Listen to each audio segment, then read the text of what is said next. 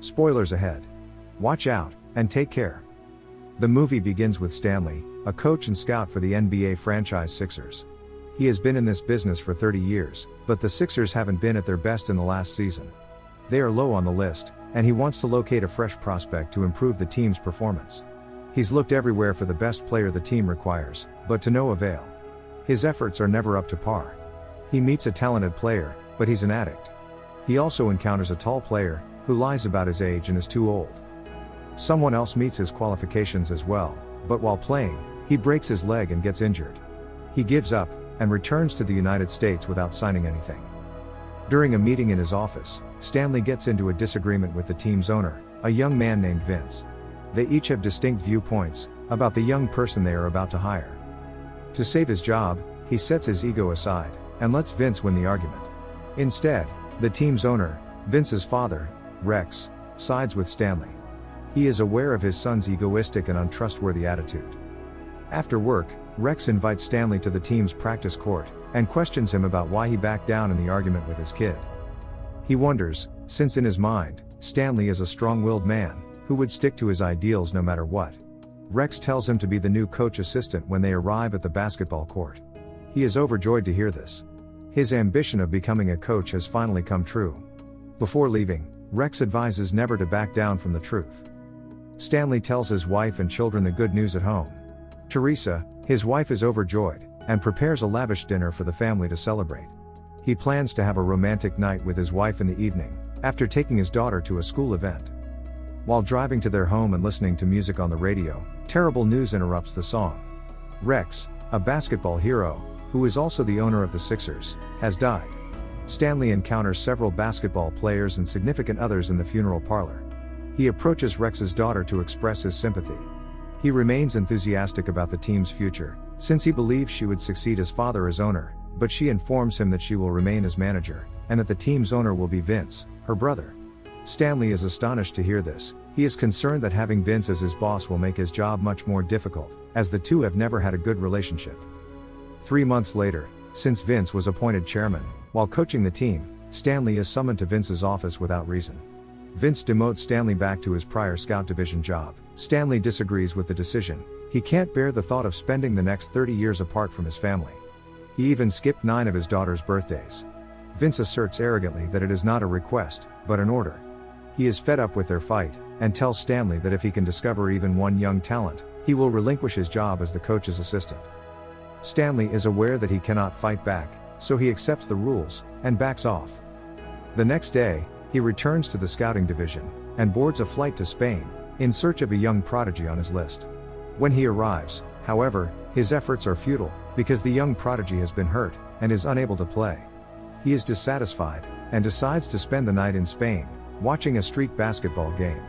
He is surprised by the performance of a man named Cruz, and decides to follow him to his residence. Cruz is angry at first, and believes Stanley is gay, but after this is clarified, he allows Stanley to enter his home, and introduces him to his mother and daughter. Cruz's life is troubled. He divorced his wife, and was forced to live with his mother and daughter when his father abandoned them, for another woman. He is the family breadwinner, and must play street basketball to win bets, and provide for his family. Stanley informs him of his intention to bring Cruz with him, to join the Sixers, but Cruz declines the invitation, because he has a cleaning job the next day. Stanley says that the minimum wage for a professional basketball player is $900,000 per year. Cruz's mother tells her son to take sick leave, and travel to America with him. Cruz flies for the first time, especially in business class. He is so pleased with the service, that he walks over to Stanley's seat to inform him that the flight attendant had provided him with so many excellent delicacies. As they arrive at the airport, Stanley is perplexed as to why a cop escorted Cruz to the interrogation room. He is finally liberated after a long wait, thanks to Stanley's legal friend. He is discovered to have a criminal record through the interrogation. He once assaulted someone, and was arrested. His deception disappoints Stanley. Stanley informs him that everyone has a dark background, that no one wants to talk about, but criminal records are different once they are recorded, since they cannot be removed for the rest of your life. The following day, Stanley invites him to warm up on the Sixers court. The other players are wagering on who can make the highest jump. Cruz seizes his opportunity, and leaps significantly higher than any other professional player, despite the fact that he is not wearing suitable basketball shoes. The other players are taken aback. Unfortunately, when Stanley reveals how talented Cruz is, Vince rejects him again, without offering a good reason. He aims to make Stanley's job more difficult, simply because of a personal situation between them, and he appears to want him to retire. During the night, Stanley tells Teresa about his problem. Since the team rejected Cruz, he plans to support himself. Teresa is skeptical of the proposal, but she refuses to back down, and continues to support her husband. The next day, he discreetly registers Cruz as a first-round NBA basketball draft pick. Vince is also present, registering his young talent, Kermit. He notices Stanley's actions, and chastises him for acting without his authorization, telling him arrogantly that Cruz would fail, and would be defeated by Kermit. After warming up, Stanley instructs Cruz to provide his best performance to the other team's basketball seniors and the judges. Cruz, on the other hand, does not make it.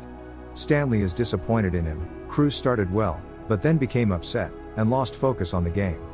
Vince and his players appear and provoke Stanley. Vince advises him to go find another player, who can outperform Cruz. He is unable to stand Vince's attitude, and confronts him, quitting his job. Vince and the rest of the Sixers laugh at his resignation, and walk away. Cruz is pictured slumped inside the court, distraught by his performance that evening. Stanley approaches Cruz, and informs him that he has been obliged to play basketball, in order to provide for his family's necessities, but that this is no longer sufficient. He asks Cruz if he likes basketball. If not, he can leave for Spain at any time, and no one will stop him, but even if he likes basketball, it won't be enough. He also needs obsession. He argues that the only thing that can outperform a gift is a passion, which Cruz desperately needs. Cruz's heart is fired by his remarks. Since entry into the Sixers was difficult, he plans to train Cruz on his own, to develop him into a top player, who every NBA team wants to sign. He pushes Cruz to his limits. After a few days, he no longer motivates Cruz, and realizes that if he wants to be the best, he must drive himself and work for it. He has been training hard for weeks, and hopes to get drafted by the Sixers. Stanley invites Cruz to supper with his family one evening. Later, his Sixers friend calls to inform that Cruz is no longer eligible for NBA player selection. According to reports, Vince revealed Cruz's criminal past to the public, during a talk show, and he also stated that he had fired Stanley from Sixers management. Cruz leaves after accidentally seeing the chat show. Stanley then pursues him, and apologizes, but Cruz is furious no matter how hard he tries. All of his efforts over the last 2 weeks have been fruitless, and he is now barred from playing for any NBA team. After dropping Cruz off at the hotel, Stanley returns home, and overcome with remorse, attempts to contact all of his family and co-workers to assist him in getting Cruz's name on an NBA roster. Unfortunately, no one could assist him. His daughter has an idea, while eating breakfast in the morning. She once went viral with a video of a basketball game highlight. Since no one in team management wants to hire him, she advises introducing him through social media.